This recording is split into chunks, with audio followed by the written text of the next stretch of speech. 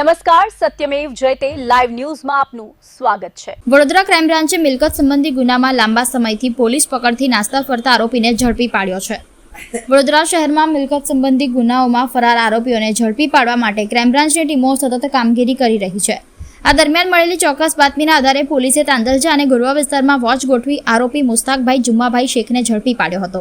Police તપાસ મુજબ 2 મે 2025ના રોજ આરોપીએ હરણીવાડા રોડ નજીકથી ફરિયાદીની ટાટા યોદ્ધા 4-વ્હીલર ગાડી ભાડેથી લીધી હતી।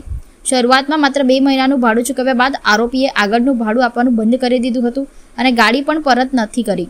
ત્યારબાદ ફરિયાદીના ફોન પણ ઉપાડવાનું બંધ કરી દીધું હતું। આ ગુનામાં આરોપી છેલ્લા 7 મહિનાથી પોલીસ પકડથી નાસ્તો ફરતો હતો। મહત્વની વાત એ છે કે આરોપીનો અગાઉનો ગુનાહિત ઇતિહાસ પણ સામે આવ્યો છે। વડોદરા શહેર ઉપરાંત હાલોલ અને હરિયાણાના ગુરુગ્રામમાં વાહન ચોરી, ઠગાઈ, મારામારી અને છેતરપિંડી સહિતના કુલ 6 જેટલા ગુનાઓ નોંધાયેલા હોવાનું પોલીસ તપાસમાં સામે આવ્યું છે। હાલ ક્રાઇમ બ્રાન્ચે આરોપીને ઝડપી પાડી વધુ કાયદેસરની કાર્યવાહી માટે માંજલપુર પોલીસ સ્ટેશનને સોંપ્યો છે।